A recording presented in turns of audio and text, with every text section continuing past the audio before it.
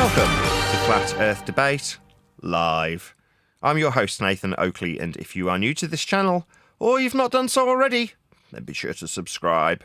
Hit the bell notification icon and join button if you'd like to become a Nathan Oakley 1980 channel member and keep up to date with the Flat Earth Debate. If you would like to support the channel, there is a super chat that runs alongside each of these shows while they are live. There's also a coffee, Patreon, crypto and thanks button in the info box below the video. Most importantly, if you'd like to join the discussion, simply mute the page you are currently watching, then click the link in the info box below this video to join the panel and express your views on the nature of Earth. If you do join, please don't swear. If you do, you'll be ejected, and if you are, please don't try to rejoin the stream using stock accounts. You'll be warmly welcome back on the next stream. Please also share the show on social media. Sharing the show obviously increases the live audience, but this in turn increases the chances of a more diverse panel, so please share the show on Facebook and X. Now we are joined by Click OK, Neil, Jin, One Deck, and a whole bunch of people in the Flat Earth Debate Discord server. So, welcome one and all. Hi there, everybody. Hello. Jin CBR1 speaking to you loud and clear. Well, that's an excellent announcement of that fact, Jin CBR1. Thank you very much for letting us all know. How's everyone in Discord? Pretty good. Mighty fine. Well, that's good to know. And welcome, Arthur. Have you managed to sort your audio out?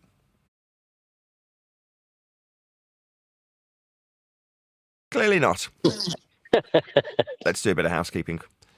Any evidence of a physical geometric sphere edge, that's a horizon formerly known as the curve of the Earth? Never in my life. I mean, the horizon's never been defined as a physical curve in any time on this Earth, except for in a heliocentric model. It's not a physical thing that you can measure to, except mathematically. And the measurements that you get mathematically are derived from, if you look at the Earth curve calculator, from flat Earth measurements from surface level and eye level, parallel with each other, and a depression angle in between the two. And it's calculated into a distance that you should be able to see to, because there's some curve in the way blocking things. So it's just a mathematical concept, basically. Why would something horizontal be described as curved? Well, it's just easier to do it that way, Neil. I mean, you know, Dave Twiangles McKeegan was explaining this a few weeks ago, and he had only one of his videos explaining about elevation profiles. At a long horizontal line with a mileage distance, which is a linear measurement, showing profiles above and below the 0 degree horizontal baseline. But while he was explaining this, he did sort of emphasize that although the Earth's a sphere, it's much easier to show these things using a horizontal flat baseline. Oh, not because that's what we see, right? Well, this is what the globers have to do now. You know, they're realizing that, you know, Earth is measured flat, and that's how it's always been described, and that's how you always have to show it. No, but here's my thing. Why did we even go down this path? Because when we look at the horizon, like Jin did with his school, when he had them draw the the shore, the horizon, it's always flat and level, horizontal. So how did we even get duped into it being the freaking edge of a sphere? I don't get it. I mean, the church deceived us. It was the church that came up with this. Roman Catholic Church. So whatever the church said, the Roman Catholic Church said, people with eyeballs didn't say, wait a second, because when I look at the horizon, all I'm seeing is flat and level. Why are you telling me it's curving? Because the church said we lived on a really big ball, based on the mathematics that they derive from flat Earth measurements.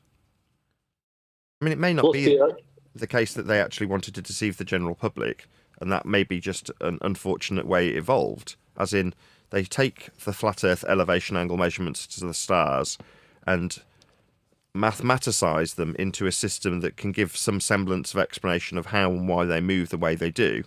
And that mathematical explanation was heliocentric. But it doesn't necessarily tally that they reified their own mathematics into the world that we live in. But that's come along over the course of the last, say, 300 years. The mathematicization of flat Earth measurements into sphericity and orbital motion has become a perceived world that we actually live in. That is to say, it's been reified into existence by us. We reify it into existence. So when someone, as you gave him as an example, Dave McKeegan, says, well, even though we measure it flat, it's easier to do it that way, but we still live on a ball. Well, that's us deluding ourselves. Plus, the horizons is defined as having zero slope, which is basically a horizontal line. Yeah. Right. So that the horizon has zero slope. It's horizontal. Yeah. Not curved. Yeah. So can I ask a question here? With Dave McKeegan making that statement, now is he deliberately misleading the public and the viewers, or is he innocent in what he's saying himself? What do you think? I mean, that's just an appeal to motivation fallacy. Whether or not he's intentionally deceiving or just deceived himself, whether he's intentionally punting a lie about how physical a geometric spherage could be or how curved a flat measurement could be, is irrelevant to the facts. The facts being that the mile measurements for topology differential calculations in an elevation profile on Google Earth are linear and horizontal. That's what distance measurements are. Saying, well, it's just easier that way. Yeah, it is just easier to measure Earth flat, and that's why it's measured flat. Now, if it wasn't flat, it wouldn't be easier to measure it flat. But his delusion is not ours to unpack. As much as I'm sure that's not a satisfactory answer for you, you want me to say, yeah, he's intentionally deceiving himself and his audience, but I don't know that. I can't divine the thoughts of another man. His motivation to say it's just easier to measure it flat is a statement of truth. It is easier to measure it flat, and we do measure it flat. That's why it's presented as a flat Earth measurement. Flat, linear and horizontal for the flat, linear, horizontal mile measurements that show the topology of the land moving up and down with respect to that horizontal body of reference that is used in the measurements. So yeah, it is easier. I think, though, with that statement he made, it's easier to do it this way. He's telling you it is being done horizontally and flat. Now, that's a step forward from him. I haven't got any. I'm sure he has, or I know some of them have told us that horizontal is curved or level is curved. So the fact that he's saying, well, it's easier to do it this way because it is flat. Now they're admitting it's flat, that the horizontal is flat and we are measuring flatness. They're not saying, well, it's curved. It's obviously curved. So this seems to be slowly realizing that Earth is actually measured flat, and that's what they're demonstrating all the time. It could be Cogdis, too. It's just Cogdis because they're ballers, you know? Somehow it's got to be curved. I understand that we measure it flat. I understand all these things, but we live on a globe. That's what's going on.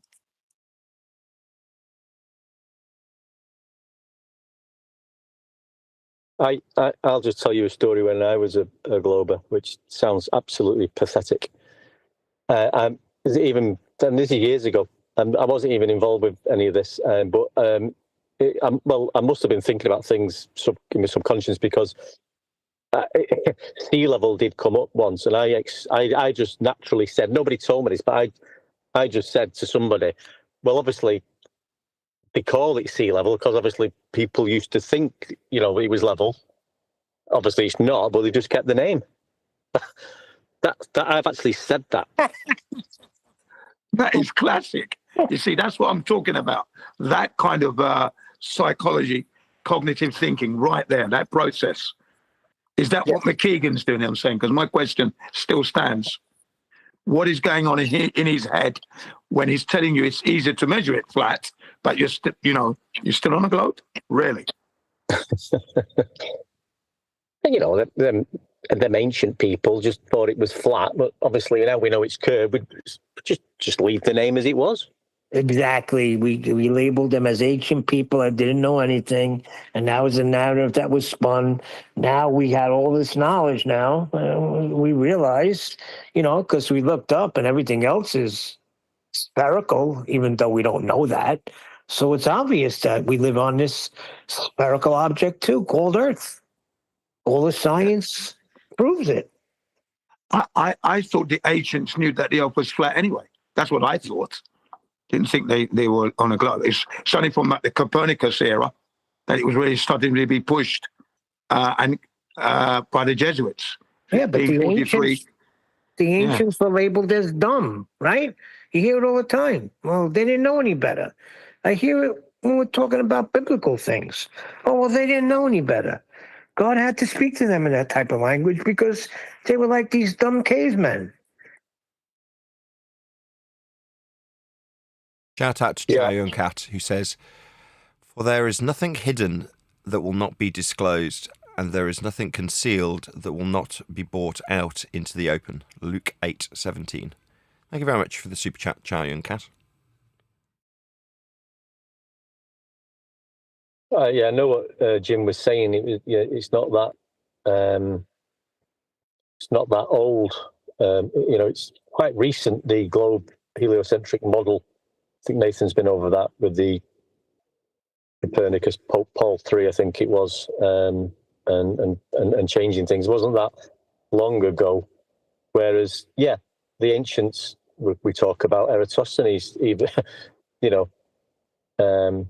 they knew it was flat, didn't they? Because that's how he measured it. And if you look at all the ancient cosmology, they always show a flat horizontal Earth. So it's quite recent, isn't it? I think. But, 482 years old and counting from 1543. All right, now that we got the horizon established, next. The evidence of axial rotation of the Earth-based variety.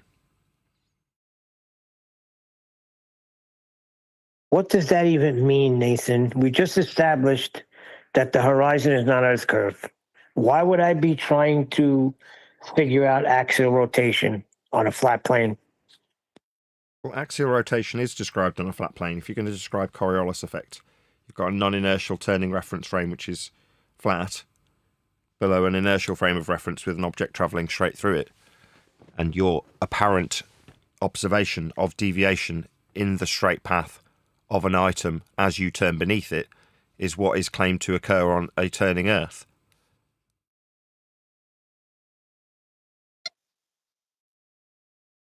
But not a spherical Earth.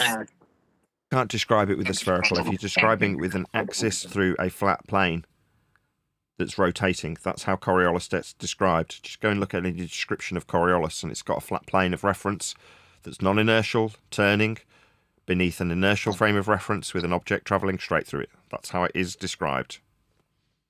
Well, then that's a problem then. It's a problem if we don't experience Coriolis deflection on Earth, which we do not. We do not experience the not actual deflection of items that are actually travelling straight but appear to curve as Earth turns beneath them, because that would involve Earth turning beneath them, shortening flight times. Yeah, absolutely. And didn't Albert Einstein, I think, in 1922 at the University of Kyoto, stated that he had come to the understanding that no optical experiment could be conducted to detect Earth's rotation, he said. Quote unquote. Well, that may be the case, but the claim is universally understood that we have a Coriolis effect on Earth. If we have a Coriolis effect on Earth, then Earth is turning beneath an inertial frame of reference. And we'd notice. And this started with the stars, right? That's what they're actually talking about, because the stars move, the movement of the stars, right? But they're actually saying it's the Earth movement. No, they're saying that you can detect that with the use of gyroscopes or pendulums, which would mean that the pendulum swings straight in the inertial frame of reference, and as Earth turns beneath the pendulum, it knocks over dominoes. That would be very much a claim that Earth turns underneath the pendulum? It doesn't, because if Earth turned underneath the pendulum, it would also turn underneath the aeroplane, the hot air balloon, the drone, you if you jump up and down, and you'd notice. Yeah, but the stars are still moving at 15 degrees an hour, Nathan. And Are the stars moving? And they're saying that it's the Earth that's causing us to see that. What the heck? That would be a claim of Coriolis deflection. That's to say that the stars are actually travelling straight, but we see them appear to curve as we turn beneath them. That would be a non-inertial and inertial frame of reference, with the non-inertial turning beneath the frame of reference the stars are in as the stars travel straight, but are alleged to only be perceived to curve as we turn underneath, like it is alleged that we turn underneath a pendulum. But if we turn underneath a pendulum and underneath stars, then we turn underneath the aeroplane, and we'd notice it would shorten flight times. I see. I got it now. So the stars are actually moving and not the Earth, because if the Earth was moving, we would see it in more than just looking up at the stars. I got you. And that is their claim. And sorry to cut in there. There's a guy called Denmark, right, from Flat Earther from 2016. He coined a new name called Fool's Colts Pendulum. That's what he used to call it, the Fool's Colts Pendulum, rather than four colts. He made me laugh. Yeah, the pendulum's very useful for debunking that assertion. So the assertion is that Earth turns underneath stuff. Well, if Earth turns underneath pendulums, as it is alleged to be the case, then you'd notice flight times being shortened as Earth turned underneath them, precisely as is claimed. Any evidence of the distance to the sun?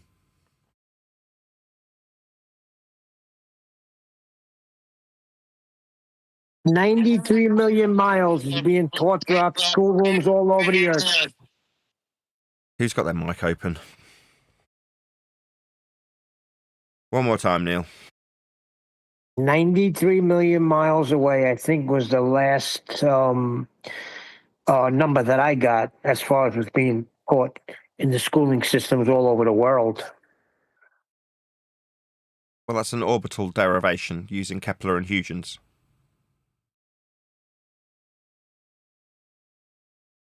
You're going to need to measure Earth flat to derive radial values to superimpose onto Venus to suggest that the transit of Venus in front of the Sun can give you a scalable value at 1 AU. First, you measure Earth flat. I don't care how you spin it. I don't care how you spin it. It's being taught in school the same way mathematics and reading comprehension and history are taught in school as fact. This is being taught at school as fact. Yes, and that fact relies on Earth being measured flat to derive a radial value.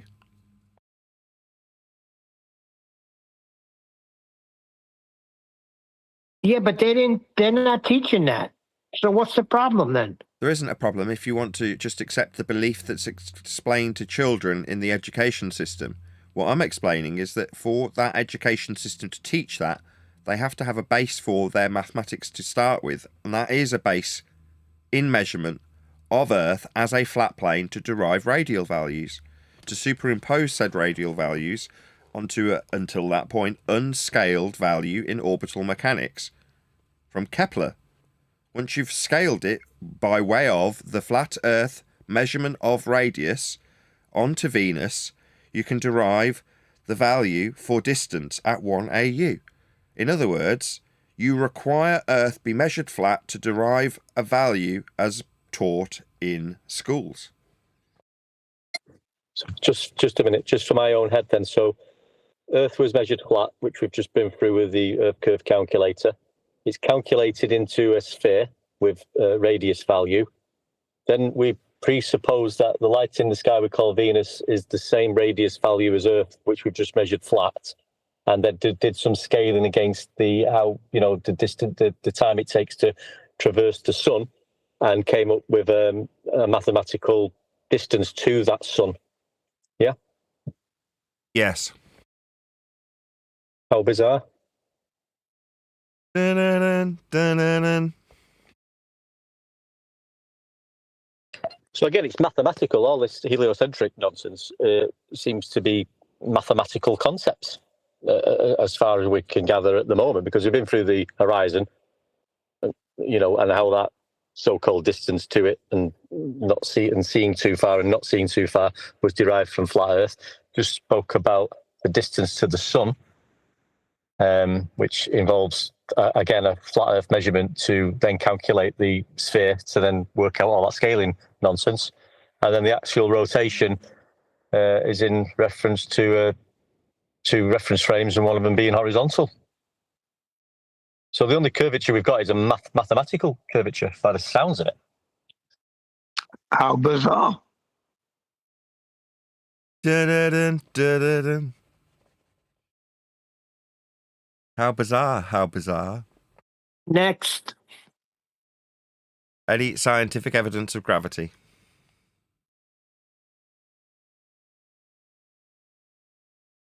Well, what is gravity? A downward vector with respect to a plane of reference, or bent pseudo-Riemannian geometry, fourth dimensional space-time. Hang on, what's scientific evidence? Scientific evidence is the observation of a naturally occurring phenomena, formulated into a cause and effect supposition known as a scientific prediction, otherwise known as a hypothesis, which is then actualized through something called an experiment, where you vary and manipulate your presumed cause of the effect you observed at step one, that would be the natural phenomena, to see if you can actually induce the effect. If you induce the effect, you then have scientific evidence. So, in terms of gravity, I believe gravity is the bending of space-time in a fourth dimension? That's not what Nathan said. Currently it is. So you would have to observe that as a natural phenomena. So the bending of space-time in a fourth dimension, that would have to be witnessed, would it? For you then to try and work out what's causing that to happen. Correct. So, well, I take it then. If this has been put through a scientific method, somebody must have observed the bending of space-time in a fourth dimension then. No. Does anybody know? No, time is conceptual only. It's not physical. You can't bend it. You can't put it in a bag. You can't touch it.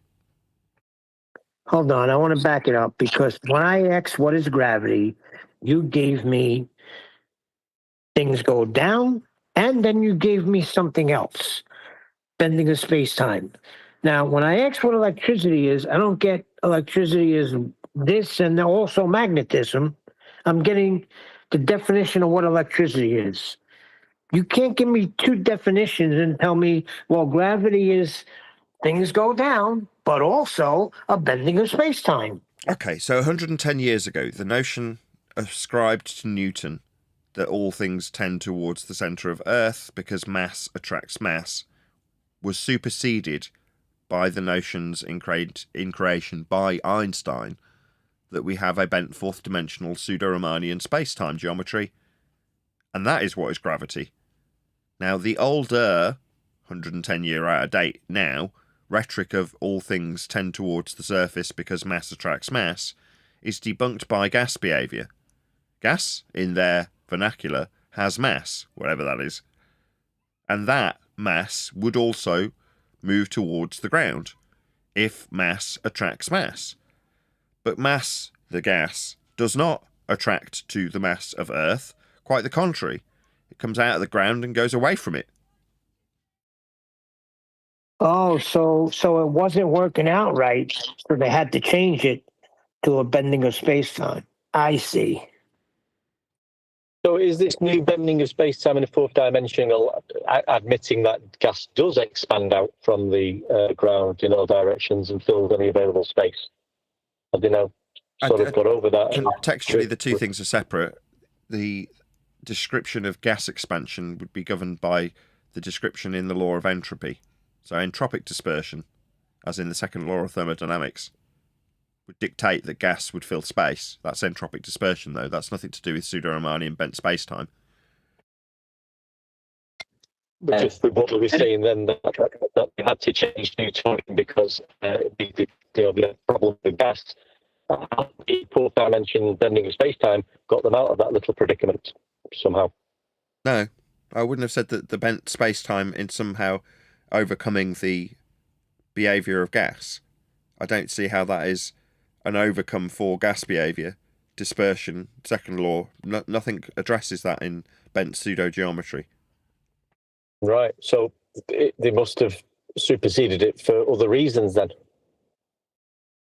I guess so. Gravity's But like we say, yeah, it's going to be difficult to observe a natural phenomena of the bending of time. Like you just said, Nathan, it's a concept. Nobody will ever see the bending of time. And as for this fourth dimension, I don't know where that is. Does anybody know where this fourth dimension is? Nope, I don't know that.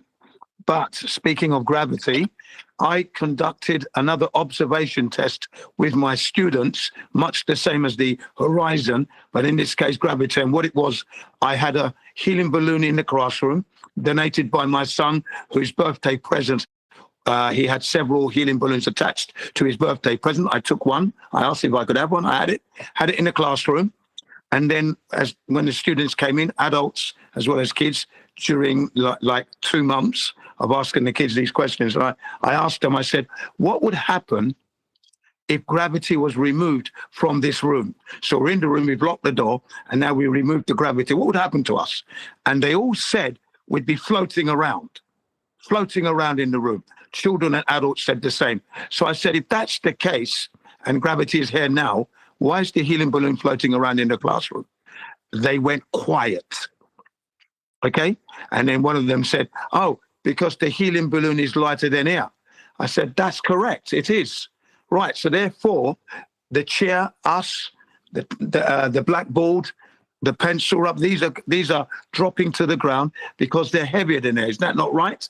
So it's got nothing to do with gravity, but buoyancy and density. And they learnt that gravity wasn't a thing. Okay? That's what I did. And then the helium balloon remained in the classroom for 1 year and 3 months. And then it started to drop, like slowly each day, middle of the classroom. I said, why is it not dropping to the floor? I asked the students, why doesn't it go to the floor? See? So gravity doesn't exist. Thank you. I did that. That was a good experiment. Good examples, yeah. An example, not an experiment. Yeah, that's what I meant to say. Good observation test, good example. Thank you. Not test either. Contextually, test is an experiment. Just an example. But yes, fine. Yeah. I was testing my students' knowledge. Yes, that's fine. Contextually, you can test their knowledge without it being a violation of the principles used within the scientific method. Just depends how you phrase it. You've got to be careful. If you say test in the wrong context, you're referring to an experiment. That's what a test is. It's an actualization of a hypothesis. It's a hypothesis test. That's an experiment. Absolutely, yeah. Speaking of which, any single viable hypothesis from any of the fields of astronomy, cosmology, or astrophysics?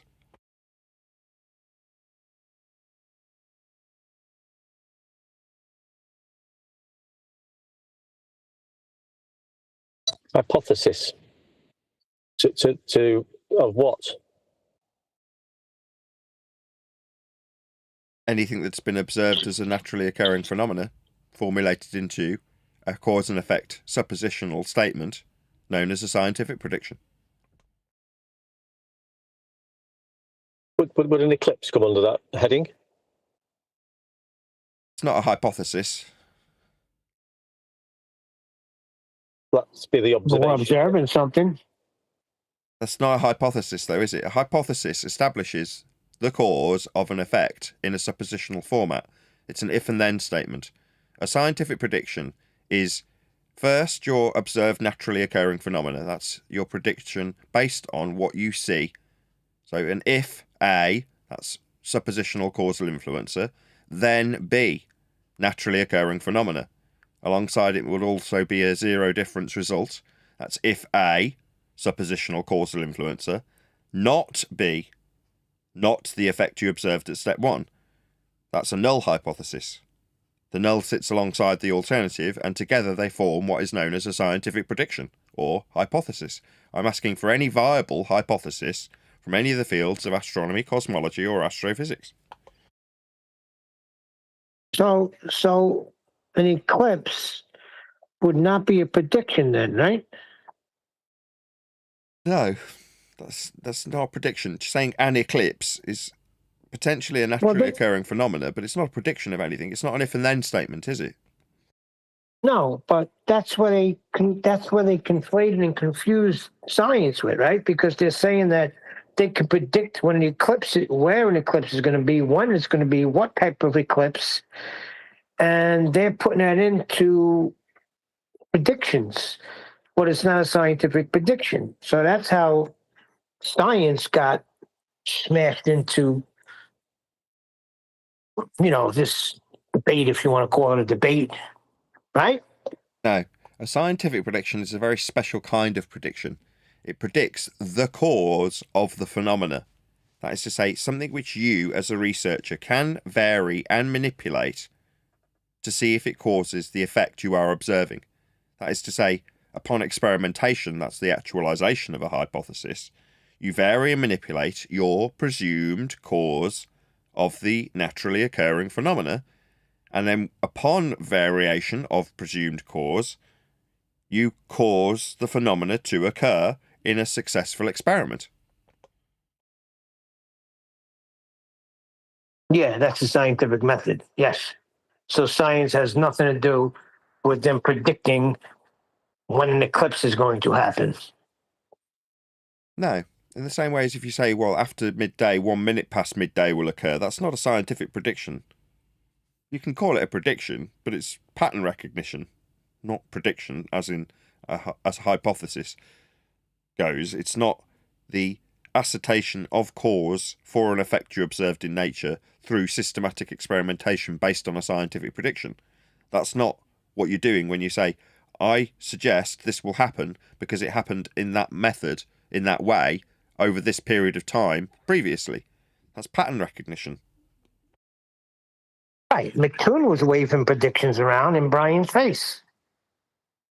Well, his predictions were for the angle measurements that he'd take from a flat Earth to the sun over a 24-hour period. Well, again, that's not a scientific hypothesis, saying I predict I'll get these flat Earth angle measurements to the sun. So he was actually measuring the Earth flat, it would seem to me. Yeah, the clue Those are flat Earth measurements.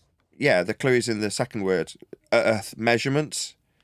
Well, measurements aren't science, they're maths. So if you're measuring Earth flat with an elevation angle, that's an elevation angle measurement, not science. Can you not obtain an elevation angle from a curved surface?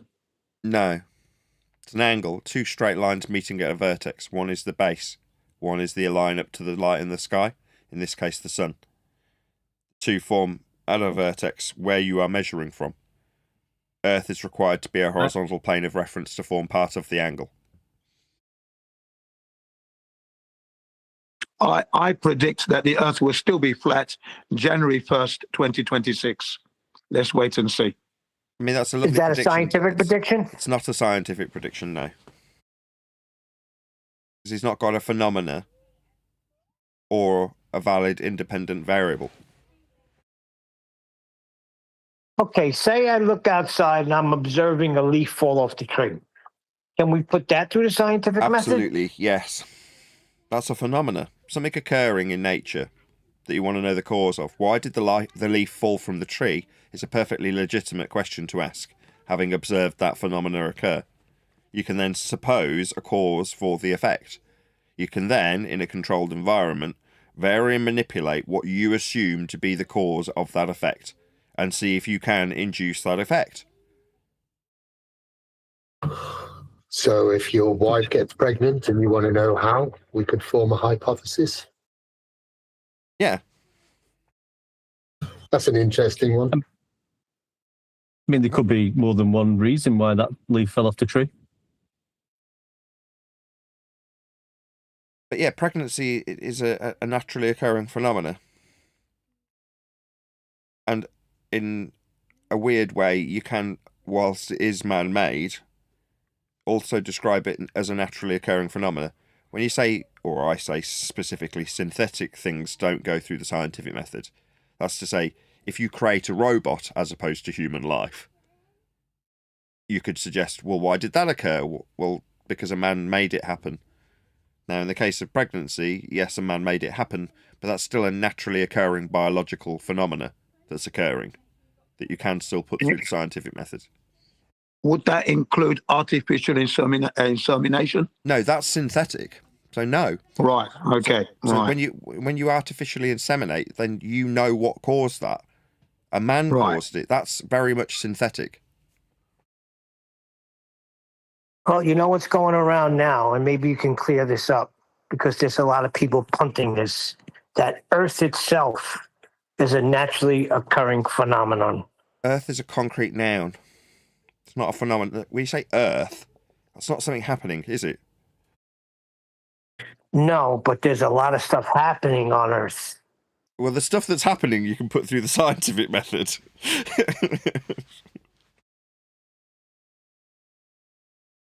Yeah, remember the Jamaican guy, Robert? The line. He's punting at that Earth itself is a naturally occurring phenomenon. No, it isn't. It's a concrete noun. I mean, Neil's correct. There is people claiming to be doctors and professors who are suggesting that, they can prove whether Earth is a sphere or flat by using the scientific method. Now, these are supposed, highly educated people, and they're getting groups of people together to present scientific evidence of the shape of the Earth. I mean, that is absolutely how bizarre. Yeah, I saw a snippet from David Weiss and Dr. Shiva on Fisherman in a Box's channel, and I left a comment that Dave was an idiot because he's attempting to describe experiments, and then he's getting into mathematics of how far we should see. It's not an experiment. It's not a naturally occurring phenomena. Step 1, observe natural phenomena. And my frustration with Dave Weiss is that I've sat him down and gone through this with him. He just rejected it. Now, the reason he rejected it at the time was because he was involved with charlatans and con men that were trying to sell the idea of free energy through a luminiferous ether. And they were using words like experiment tied to specifically Michelson-Morley. So they were lying with the same lies of science that the heliocentrists use. And Dave didn't want to be in a position where he would have to undermine his compadres' lies when selling the idea of a luminiferous ether providing free energy through claim to be experiments that are pseudoscience. So we'll go through it for my audience now. I've been through it in this show several times, but we'll go through it in a concise way. Step 1, observe natural phenomena. That is to say, you observe something in nature occurring and say, I wonder what caused that. Step 2, formulate a suppositional statement, if and then. That's called an alternative hypothesis. It's your scientific prediction. If A, that's your suppositional causal influencer, then B, the naturally occurring phenomena that you observed at step 1. Alongside this, in a scientific prediction, otherwise known as hypothesis, you also have a zero difference result. That's called a null hypothesis. If A, your suppositional causal influencer, is varied, B will not occur. That's a zero difference result. Only one of these two outcomes is possible, lest you violate the law of non-contradiction. You can't have A both cause B and not cause B simultaneously. Only one can be true. And upon variation and manipulation of a presumed causal influencer, it will either, this is step 3, experiment, cause the effect or not cause the effect. If you vary A and it causes B, tick, you validate your alternative hypothesis. If you vary A and it does not cause B, tick, you prove your null hypothesis. Only one can be validated at the end of the experimental process. And when you do validate one or other, you prove one or other statements true. That's all science does. Prove things. It either proves A did not cause B, or it proves A did cause B. Those are the only two options. One or other of those two will be proven upon experimentation. So step 3, vary and manipulate your presumed causal influencer. Now, presumed causal influencer must be real, capable of variation and manipulation by you, the researcher, and your independent variable in the hypothesis. That's it.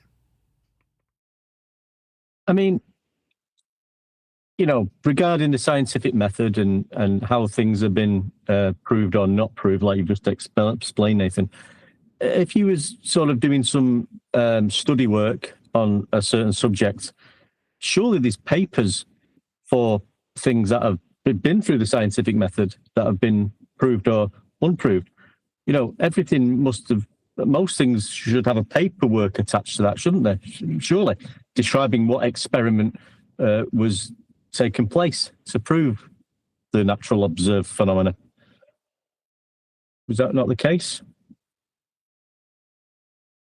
One more time.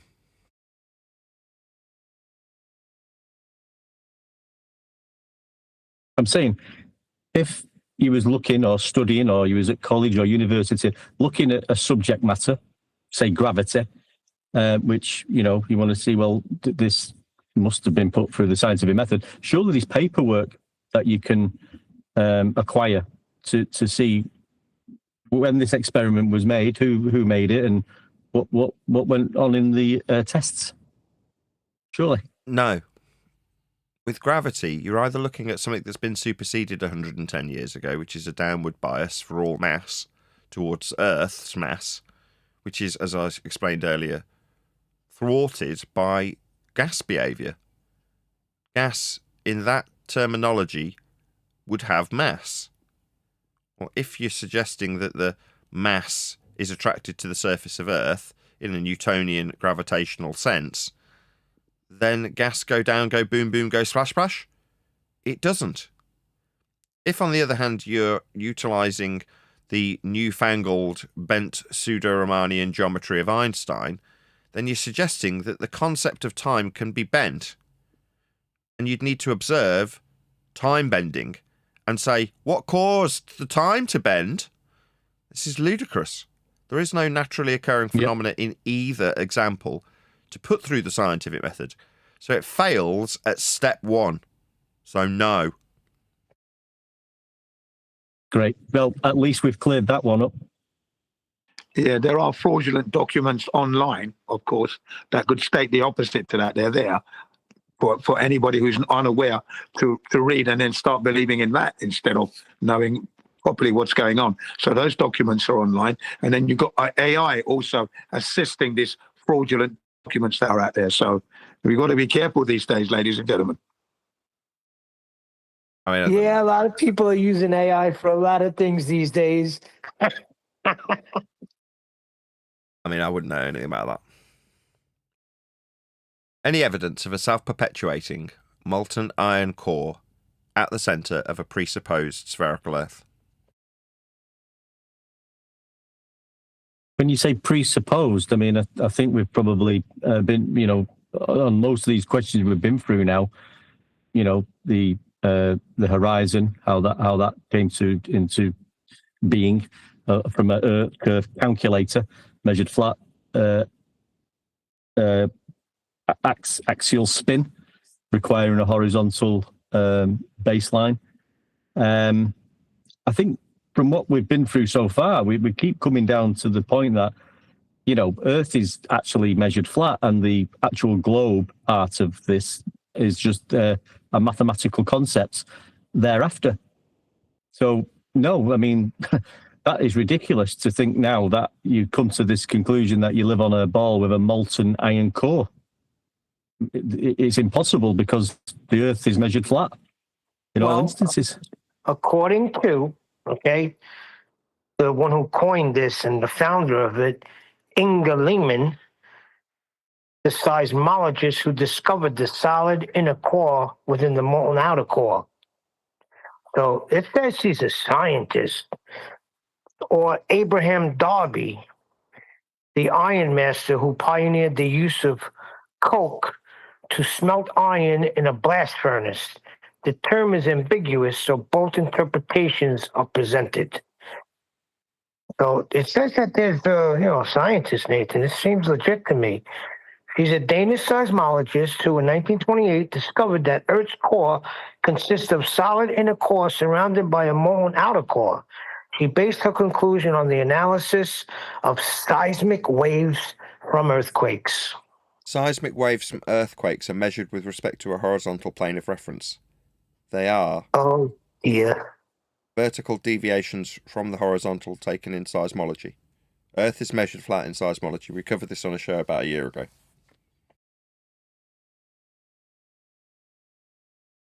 Sounds like whatever all the housekeeping questions are basically, even though we've been through them in some sort of detail, they're all reverting back to a flat Earth measurement in every case.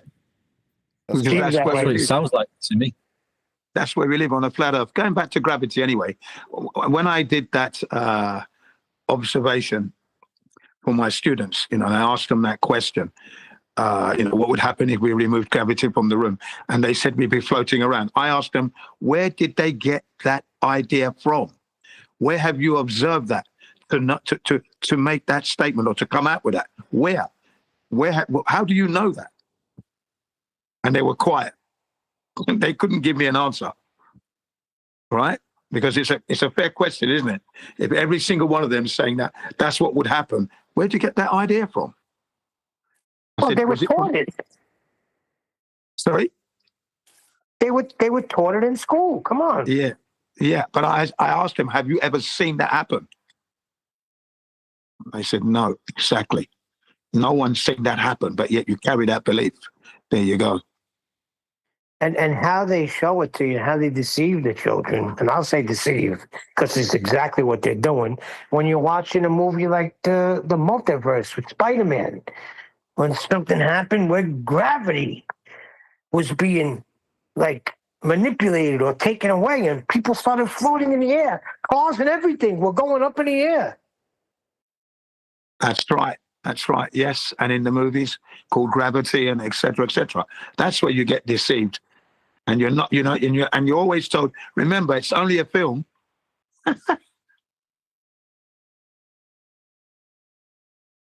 Any evidence that you can acquire an elevation angle measurement from a curved baseline?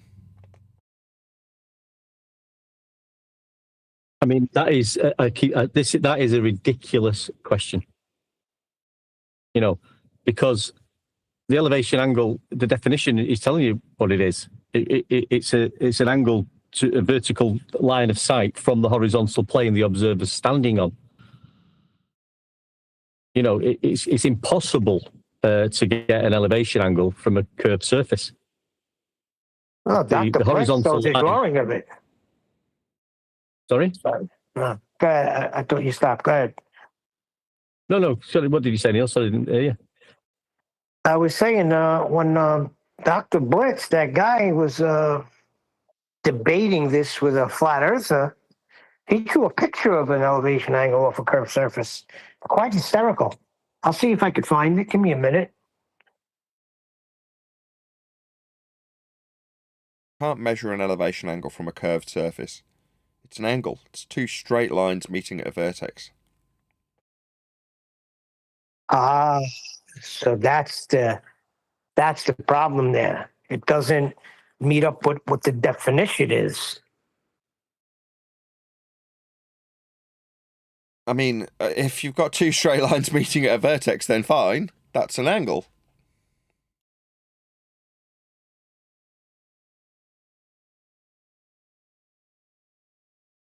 They violate principles. That's the problem.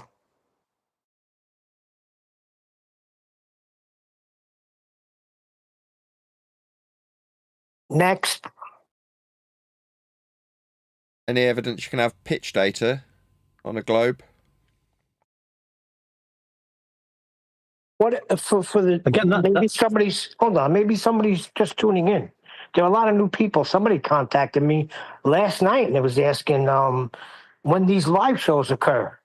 So there are new people that come. What is pitch data? Pitch data shows the pitch of an aircraft with respect to the horizontal for the duration of a flight.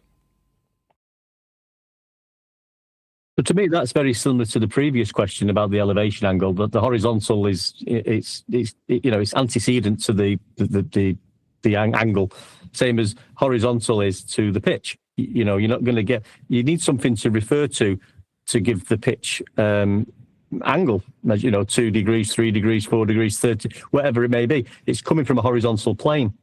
The elevation angle requires a horizontal plane and two straight lines. So these two things go hand in hand. That's correct.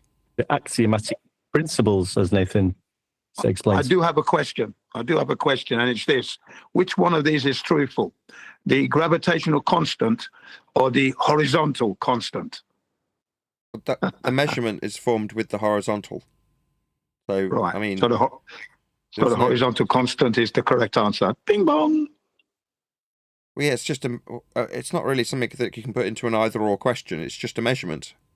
So in terms of how you measure angle, in this case for pitch of an aircraft, how is the angle measured is the correct appropriate question. Well, the angle is measured with respect to the horizontal. That's what an angle in this instance means. Right. I understood that. That was my little joke, because you have this gravitational constant which doesn't actually exist, but yet the horizontal constant exists because we're living on a horizontal flat Earth that just keeps going when you look around you, doesn't it? Horizontal constant. That's why I said it.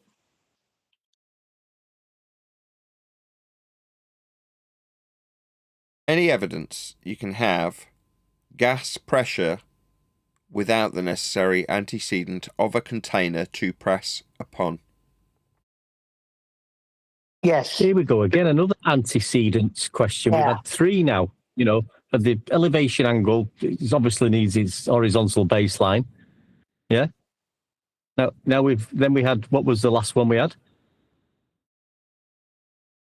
Pitch data. Which is also antecedent. The pitch data, antecedent to horizontal.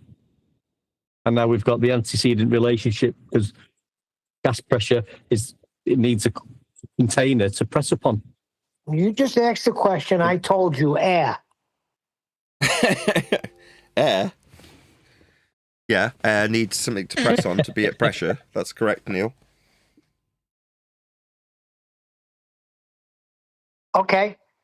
Where's the container? I'm stepping outside right now.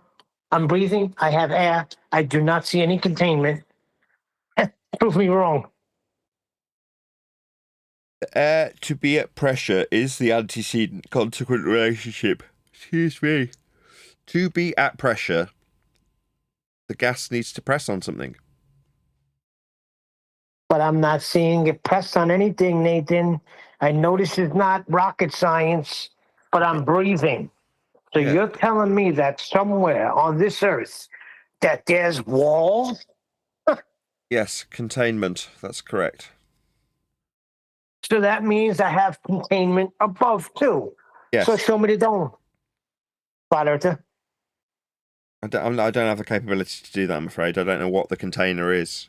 What I know is, by virtue of the antecedent consequent relationship that is gas pressure, you must have containment to have pressure of gas. Without the container, there can be no pressure. Mount Everest, there's less and less air. It's hard to breathe. Mile High Stadium in Denver, some football teams coming from the East Coast, they lose games up there because the air's thinner. They're not used to it. What's going on? I mean, I'm demonstrating left and right. What you're saying is, when you go up in altitude, there's less gas being produced at the higher altitudes. It's dispersed, but there's less of it. yes, the highest concentration in this dynamic system is where the gas gets produced at ground level. As you go up in elevation, the gas dispersion occurs, meaning that there is less concentration of gases as the gases cycle. But for that process to begin, the gas must be at pressure in the first place. So why can't it just go until it can't go no more and then it peters out? That's obviously what's happening because I don't see any walls, any container. I don't see a ceiling. I don't see a dome. A lot of these Do you see Christians are telling me vacuum? God made the firmament. No, what you've just Do you described, see the vacuum of the space? what you've just described is a violation of a law of nature. So to describe gas pressure with you traversing it and reaching a point where it just peters out, as you put it, would involve gas not dispersing into the area of volume beyond where you've described it petering out. Well, gas will always disperse. Entropy is a law of nature. If the sky was a vacuum, as we're being asked, then the gas we breathe would fill said space in line with entropic dispersion laws of nature. For it to be at pressure, it's got to press on something. Prove me wrong, Neil. Prove me wrong. Prove me wrong. I have. You just not listening. In the same way, you can't have a steak in front of you. If you've got a filet mignon in front of you, you can't turn around and say, well, I don't see a cow. Well, no, but for the fact that you had a cow, you wouldn't have the filet mignon in front of you. In the same antecedent-consequent relationship style, you can't have gas pressure without containment for the gas to press upon. That's a false comparison fallacy. I do work with gases every day, and I have pressure gauges, and I take the pressure readings of the gas in different locations in a system, and it's a hermetically sealed system with different vessels. The gas is definitely contained; it's hermetically sealed, and that's how I get the pressure reading. I attach my pressure gauge to the container, and it'll give me what pressure the gas is at that particular moment in that particular area. It has to be contained. If I undid the flange on the main pipework of the refrigeration system, the gas would leave the hermetically was sealed system and fill the available space outside of it. And then if I put the flange back together and put my gauge on, it would read zero pressure. Yeah, I don't doubt that. I'm not doubting that. It'll go until it can't go no more, and then it'll just stop. That's what I observe. Like all good flanges.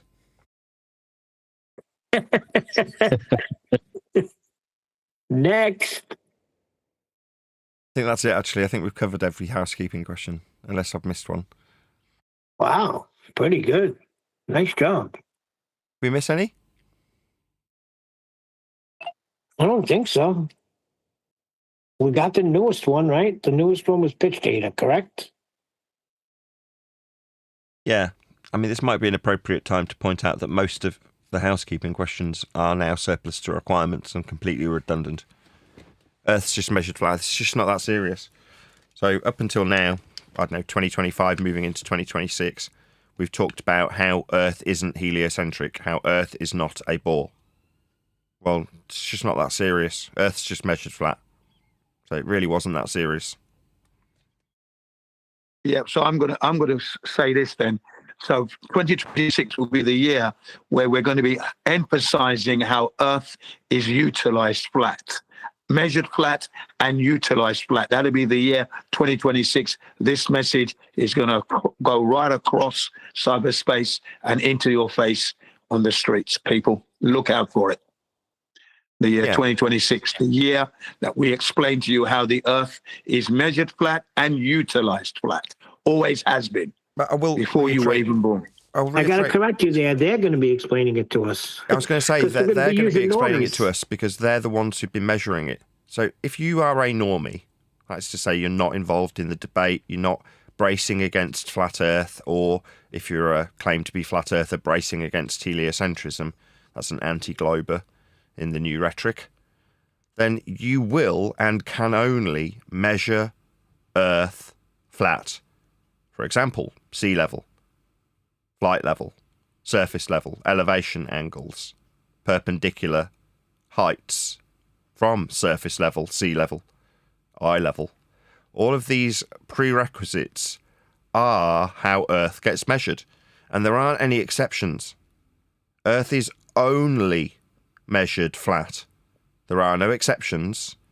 So moving forward, we will be giving the general public the ability to recognise the awful truth that was there before their eyes the entire time, and give them the potential to say, I knew all along that Earth was flat, because that's how it was being measured the whole time.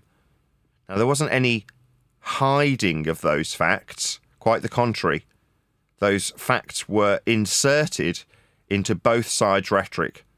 That is to say, in the perceived debate about whether or not Earth is flat, or, depending on your perspective, whether or not Earth is a ball, there were and will always be the utilisation of those flat Earth measurements. There's no exception. So it does give the audience and the world at large the ability to say, I knew all along. It's self-evident based on how we measure Earth. Earth is flat. Interesting, yes, ladies and gentlemen. But all along, you didn't know because you were believing you were on a globe, you see. That's the thing. Okay, it was always flat. You didn't realize it, but now, from the year 2026 onwards now, as we're coming towards the end of this year, as in 2026, it will be emphasized that the Earth is flat, being utilized flat, and that's when you're going to think, wow, how did I miss that? That's what you're going to say to yourself. If you're honest to yourself, you're going to say, wow, it was flat all along. I've been looking at a flat Earth and not realizing it. That's what you're going to realize. Thank you. Shout out to LJ69, who says, we still can't go see rockets land on Earth in person. Anybody know what he's talking about? Or she? Thank you for the super chat. I don't think a civilian can go watch a rocket land. Is that true? Jin, you probably know better than any of us. Has any human ever witnessed a rocket landing back down on Earth, besides the video? That's exactly that. I can't say that I know anyone who's done that. Only the CGI videos that we get from Elon Musk. So that's true. No, I don't know that. It violates so many laws. It's unbelievable. But there you go. That might be the case that it violates laws. But again, in the vein that all roads lead to a flat Earth, if you're going to look into rocketry, that requires trajectory measurements. Measurements of ballistics is the same. You're going to require a horizontal plane of reference to describe the ascent and descent of the rocket. The mathematics that will be used, some people call it rocket science, falsely, it's just mathematics. But this trajectory will and can only be described from a horizontal plane of reference. The altitude it reaches is perpendicular to the plane of reference, and its ballistic trajectory is also detailed in an arc or otherwise with respect to a horizontal plane. All ballistic trajectories, all rocket measurements are and can only use a flat Earth to describe them.